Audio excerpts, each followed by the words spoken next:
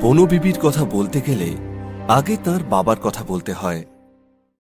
কে তার বাবা? কেন ইব্রাহিম শেখ? ইব্রাহিমের কথা শুনেছেন কি? কেউ কেউ আবার বলে তার বাবা ইব্রাহিম নয়, তার আসল নাম হল বেরাহিম। ইব্রাহিমের জন্ম অনেক বছর আগেকার কথা। কত বছর আগে তা তার হিসেব করে বলার মতো কেউ নেই আজ। কয়েক হাজার বছর তো হবেই। ভক্তিমান মানুষজন বলে থাকেন যে ইব্রাহিম নাকি আল্লাহর খুব বড় ভক্ত। আল্লাহর নির্দেশ ছাড়া তিনি কোনো কাজ করতেন না। আল্লাহ তাকে খুব ভালোবাসতেন। এই ইব্রাহিম থাকতেন আরবে। ব্যবসা বাণিজ্য করলেও বেশ সৎ মানুষ ছিলেন ইব্রাহিম। তাকে সেখানে সবাই ভালোবাসত। কিন্তু গোল বাঁধল তাঁর বাড়িতেই। ইব্রাহিমের দুই স্ত্রী ছিলেন। তাদের মধ্যে বনিবনা ছিল না মোটেও। একজন আরেকজনকে দেখতেই পারতেন না। ইব্রাহিমের এক স্ত্রীর নাম ছিল গুলাল বিবি। তিনি বরং অন্যজনের তুলনায় বেশ শান্ত, ভালো মানুষ গোছের ছিলেন। কিন্তু তার সতীন ছিলেন একেবারে জাহাবাজ মহিলা। একবার হলো কি, ইব্রাহিম তখন ব্যবসার কাজে বেশ অনেকদিন ধরে বাইরে আছেন। সে সময় গুলাল বিবি গর্ভবতী। এদিকে তার সতীনের তখনও অবধি কোনো ছেলেপুলে হয়নি। সতীন ভেবে দেখলেন যে গুলাল বিবির আগে সন্তান হয়ে গেলে সেই ইব্রাহিমের সমস্ত ধনসম্পত্তির মালিক হবে। তার সন্তানরা আর কিছুই পাবে না। এটা তো হতে দেওয়া যায় না কিছুতেই। রাত দিন বসে বসে ফোন দিয়ে আঁটতেন সেই সতীন, কি করে গুলাল বিবির ভাবী সন্তানকে ইব্রাহিমের ধনসম্পদ থেকে দূরে রাখা যায়। সেই ভাবনা ভাবতে ভাবতে তার মাথায় একটা বুদ্ধি খেলে গেল। গুলাল বিবিকে সেখান থেকে অনেক দূরে সরিয়ে দিলেই তো হয়। তাহলেই আর তার সন্তান ইব্রাহিমের সম্পত্তির কানা কড়িও পাবে না। আর গুলাল বিবিকে এত দূরে সরিয়ে দিতে হবে যে সেখান থেকে তিনি আর ফিরে আসতেও পারবেন না। আর তিনি কোথায় গেছেন সে কথা ইব্রাহিমও জানতে পারবেন না। ফলে তাকে ফিরিয়েও আনতে পারবেন না। যা ভাবা সেই কাজ। ইব্রাহিমও তখন বাড়িতে নেই। সেই সুযোগটা ইব্রাহিমের আরেক স্ত্রী কিছুতেই নষ্ট করলেন না। তিনি এক ভয়ানক চক্রান্ত করে গুলাল বিবিকে সেই বাড়ি থেকে বহু দূরে সরিয়ে দিলেন। একেবারে অন্য দেশে পাঠিয়ে দিলেন। সেই দেশের নাম ভারতবর্ষ। গুলাল বিবি কেন, তার বংশের কেউ কখনোই ভারতবর্ষের নাম শোনেননি। ইব্রাহিমের দুষ্ট বুদ্ধির স্ত্রীকে ভারতবর্ষের কথা এমন কেউ বলেছিল যাকে তিনি সব থেকে বেশি বিশ্বাস করতেন।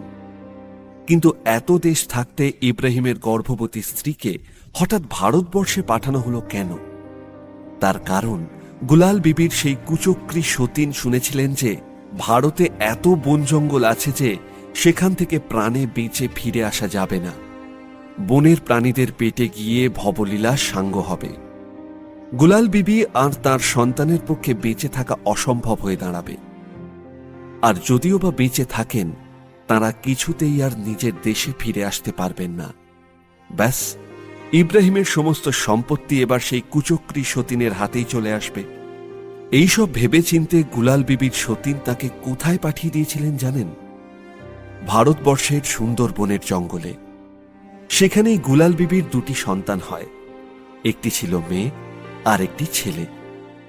অবশ্য আরেকটি কাহিনী বলে আল্লাহ স্বয়ং নাকি ইব্রাহিমকে আদেশ দেন যে তাঁর গর্ভবতী স্ত্রী গুলাল বিবিকে ভারতের সুন্দরবনে পাঠিয়ে দিতে হবে।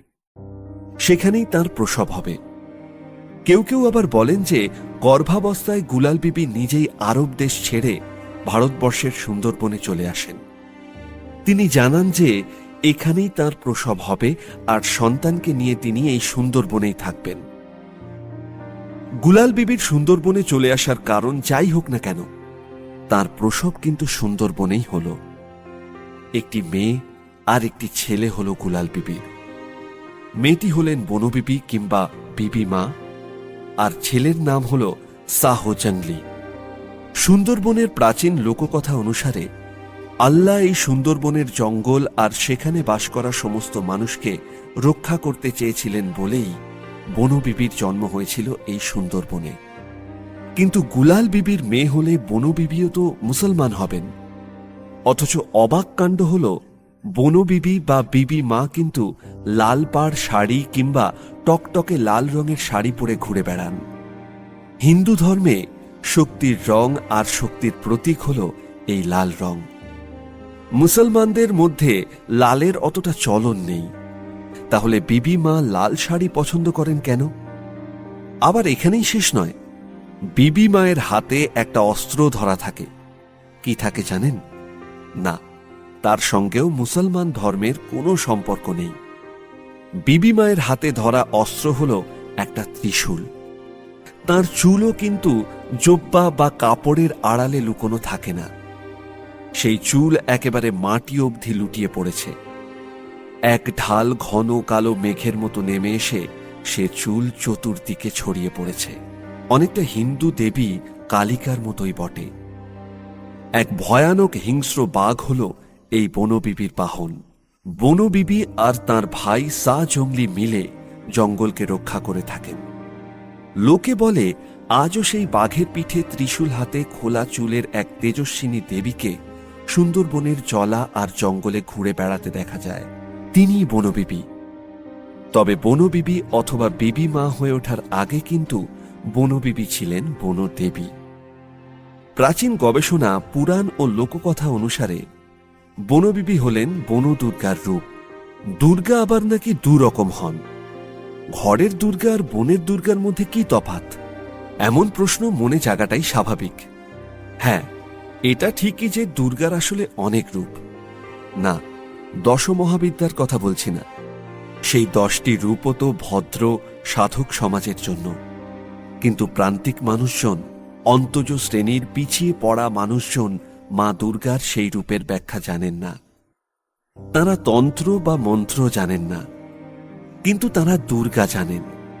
তবে সেই দেবীকে পুজো করার তাদের কোনো অধিকার ছিল না, কারণ কোনো ব্রাহ্মণ তাদের ঘরে পুজো করতে আসতেন না। আর তাঁরা যেহেতু নিজেরাও ব্রাহ্মণ নন, তাই সেই বৈদিক পুজোতেও তাদের কোনো অধিকার ছিল না। তাহলে কি হবে? সেই অন্তজ গোষ্ঠীকেও তো ঘর সংসার, স্বজন, সুখ শান্তির জন্যে দেবী মায়ের কাছে মানত করতে হবে। তার উপর তাদের পদে পদে জীবন সংগ্রাম। কখনো বা বাঘের পেটে যেতে হয়, আবার কখনো বা অনাহারে মরতে হয়। এই বিপদ থেকে তাদের কে বাঁচাবেন? অন্তজ শ্রেণীর মানুষজনের কথা কেউ ভাবে না। তারা নিজেরাই নিজেদের কথা ভেবে ঠিক করলেন যে তাদের সমাজের পুজো তারা নিজেরাই করবেন। বাইরের সভ্য জগতের পুজোয় যেমন তাদের অধিকার নেই, তেমনি তাদের নিজস্ব আরাধনাতেও ব্রাহ্মণ শ্রেণীর কোনো আধিপত্য থাকবে না। এইভাবেই জঙ্গল আর প্রাচীন জনজাতির মধ্যে দুর্গাপুজো শুরু হল। সেই পুজোর পুরোহিত তারা নিজেরাই। প্রধানত শবর জাতির মধ্যেই এই দুর্গাপুজো সর্বপ্রথম জনপ্রিয়তা লাভ করে। সেই দুর্গাকে তারা বনদুর্গা বা বনদেবী বলে ডাকতেন। স্বাভাবিকভাবেই আমাদের চেনা দুর্গা প্রতিমার সঙ্গে এই দুর্গার কোনো মিল নেই। পুজোর রীতি এবং উপকরণেও কোনো মিল নেই। তাঁদের দুর্গা সিংহের পিঠে নয়, বাঘের পিঠে সওয়ার হলেন। কারণ ভারতের জঙ্গলে বাঘের দেখা মেলে, আর বাঘই এই জঙ্গলে জীবনের সবচেয়ে বড় বিপদ হয়ে দাঁড়ায়। তাই সেই বাঘের পিঠে দুর্গাকে বসিয়ে বিপদের হাত থেকে মুক্তি চাইলেন তাঁরা।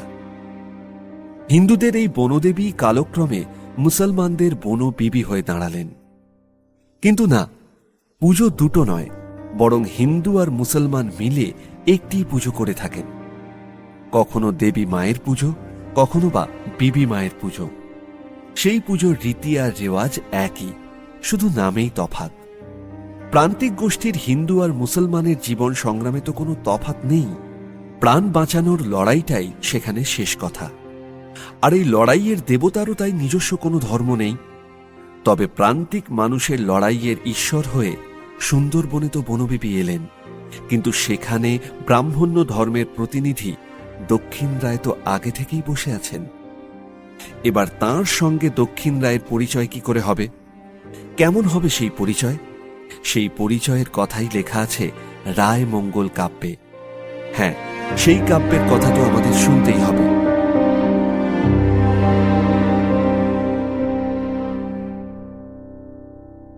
বনবিবি বা বনদেবী আসলে সুন্দরবনের মা। তাই তাকে নিয়ে হিন্দু মুসলমান মারামারির মতো ঘটনা কোথাও ঘটেনি। হিন্দু মুসলমান নির্বিশেষে সকলেই যে সুন্দরবনের মানুষ, আর সুন্দরবনের মানুষ মানেই সকলেই তাঁর সন্তান। তিনি সুন্দরবনকে রক্ষা করেন।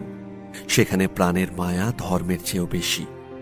তাই হিন্দুদের বনদেবী আর মুসলমানের বনবিবি মিলে মিশে এক থানে বসে পুজো পেতে পারেন। কিন্তু এই দেবতাকে নিয়ে এই সম্প্রীতিটাই যদি সুন্দরবনের বাস্তব ছবি বলে মনে করেন, তাহলে ভুল করবেন। কাউকে নিয়ে কখনো যে সেখানে মারামারি হয়নি এমনটা কিন্তু নয়। তবে খুব স্বাভাবিকভাবেই এই মারামারির কেন্দ্রে কোনো নারী বা মাতৃস্থানীয় কেউ নেই, বরং দুই পুরুষ যোদ্ধার কথাই সেখানে শোনা যায়। তাঁদের যুদ্ধ বিগ্রহে তো কারো কখনো মঙ্গল হতে পারে না, বরং তাঁদের মধ্যে শান্তি চুক্তি স্বাক্ষর হলে তবেই সব দিক দিয়ে মঙ্গল। সুন্দরবনের নিজস্ব মঙ্গল কাব্যটা কিন্তু এই শান্তি চুক্তিরই কাব্য। শান্তি মানে বরাবরের শান্তি নয়। প্রবল যুদ্ধের পরে যে যার ভালোর জন্য যে শান্তিটা করেছিলেন, সেই শান্তির কথাই লেখা আছে এই মঙ্গল কাব্যে। সুন্দরবনের বন্য জীবনের সেই মঙ্গল কাব্যের নাম হল রায় মঙ্গল কাব্য। এখানে রায় বলতে কাকে বোঝানো হয়েছে সে কথা জানেন নিশ্চয়ই। তিনি দক্ষিণ রায়। আচ্ছা, রায় বলতে জমিদারি পর্বের রায় বাহাদুর শব্দটার কথা মনে পড়ছে না?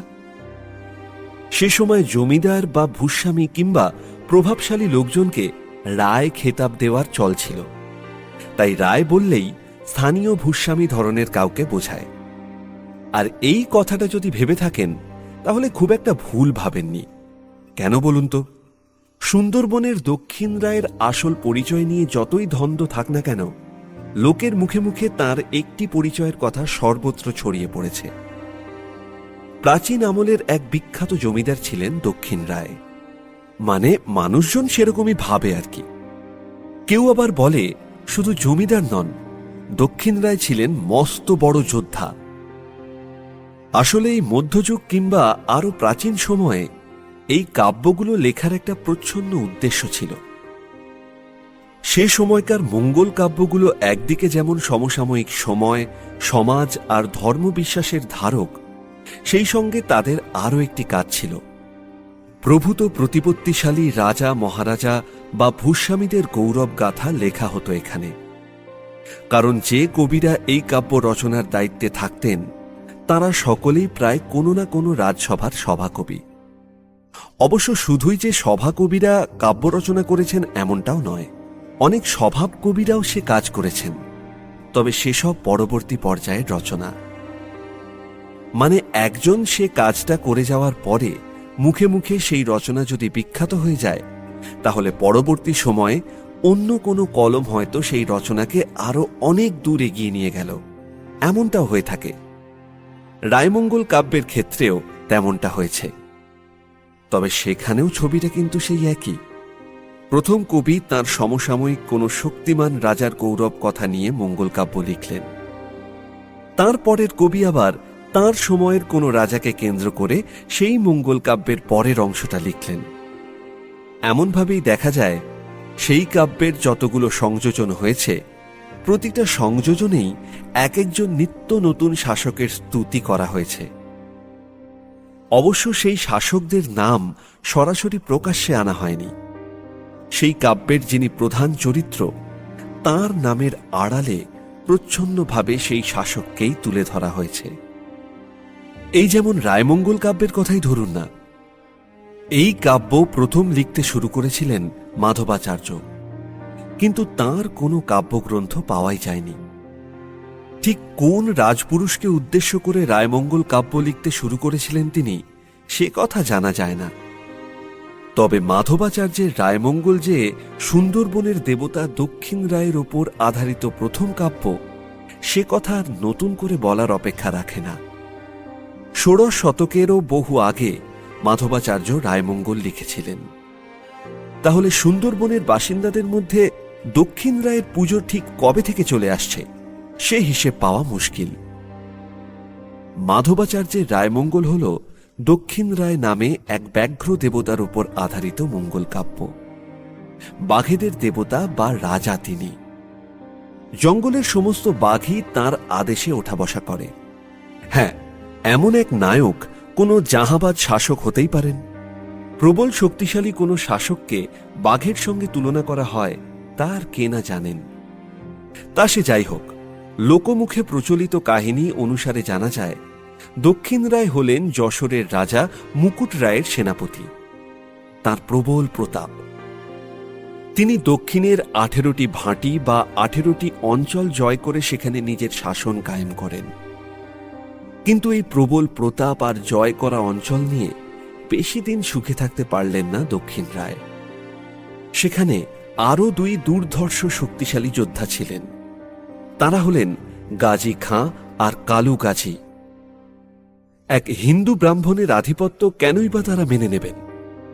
অস্ত্রশস্ত্র আর লোক লস্কর নিয়ে তেড়ে এলেন তাঁরা। তারপর দক্ষিণ রায়ের সঙ্গে ঘোর যুদ্ধ শুরু হল। যদিও দক্ষিণ রায় কিছু কম যান না, সমস্ত শক্তি নিয়েই তিনি লড়লেন। কিন্তু উল্টো দিকে দুজন এমন প্রবল শক্তিশালী যোদ্ধার বিরুদ্ধে আর পেরে উঠলেন না দক্ষিণ রায়। 2 গাজীর মিলিত শক্তির বিরুদ্ধে হার হল তাঁর। তবে না, তার গোটা রাজ্যের সবটাই 2 গাজীর হাতে তুলে দেওয়ার মতো এতটা দুর্বল দক্ষিণ রায় নন। গাজীদের সঙ্গে একটা চুক্তিতে এলেন তিনি। তার 18 ভাটি থেকে কয়েকটা অঞ্চল তাদের হাতে তুলে দিলেন তিনি। আর সেই সঙ্গে একটা চুক্তিও করলেন, 2 গাজী মিলে আর কখনো দক্ষিণ রায়ের বিরুদ্ধে কোনো চক্রান্ত করতে পারবেন না। জনশ্রুতি বলে দক্ষিণ রায় নাকি বনবিবির সঙ্গেও এমন একটা চুক্তি করেছিলেন। সুন্দরবনের বনাঞ্চলে বনবিবির অধিকারকে মেনে নিয়ে তাকেও কিছুটা জমি জায়গা ছেড়ে দেন দক্ষিণ রায়। দক্ষিণ রায়ের সঙ্গে বনবিবির সংঘাতের কথা নিয়ে সুন্দরবনের বেশ কিছু পুঁথি আর পালাগানও রচনা হয়েছে। রায়মঙ্গলেও তার উল্লেখ আছে। সেই সব পালাগানে কবি বনবিবির সঙ্গে দক্ষিণ রায়ের পরিচয় করাচ্ছেন এই বলে, ভাঙরো কহেন মাগো শোনো দেলো দিয়া, এই তো ভাটির দেশে পৌঁছিলে আসিয়া, এখানে দক্ষিণা রায় ভাটির ঈশ্বর, নানা শিষ্য কইল সেই বনেরও ভিতর।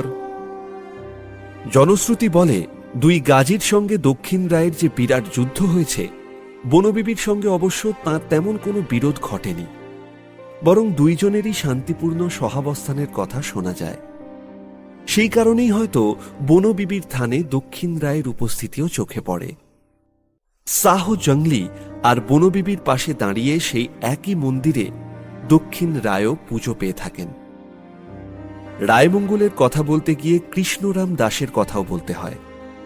মাধবাচার্যের রায়মঙ্গল খুঁজে পাওয়া যায়নি। এখন এই কৃষ্ণরাম দাসের লেখা মঙ্গল কাব্যকেই রায়মঙ্গল নামে ডাকা হয়। কথিত আছে স্বয়ং দক্ষিণ রায়ের স্বপ্নাদেশ পেয়েই নাকি রায়মঙ্গল রচনার কাজে হাত দেন কৃষ্ণরাম। কলকাতার কাছে সে সময় নিমিতা নামে একটা জায়গা ছিল, সেখানেই থাকতেন কৃষ্ণরাম। কবি হিসেবে বেশ খ্যাতি ছিল তার। 1686 সালে কৃষ্ণরামের লেখা সেই কাব্যই রায়মঙ্গল বা মঙ্গল কাব্যের আখ্যান নামে বিখ্যাত হয়ে ওঠে। পরবর্তী সময় হরিদেব এবং শেষে রুদ্রদেবও রায়মঙ্গল কাব্যে বেশ কিছু সংযোজন করেন। তবে রায়মঙ্গল কাব্যে নতুন সংযোজন যত ঘটেছে, দক্ষিণ রায়ের সম্পর্কে ততই সব আশ্চর্য তথ্য সেখানে যোগ করা হয়েছে। বনবিবি না থাকলে দক্ষিণ রায় যে তাঁর প্রাপ্য পুজোটাও পেতেন না, সে কথা জানেন। তার মানে দক্ষিণ রায়ের প্রতিষ্ঠা অনেকটাই বনবিবির দাক্ষিণ্যের ওপর নির্ভরশীল। কিন্তু কেন? হ্যাঁ, সে কথাই এবার বলবো। দক্ষিণ রায় যে ঠিক কে তা তো জানতেই হবে, তবে এখানে নয়। সে কথা নিয়ে ফিরে আসছি আগামী পর্বে।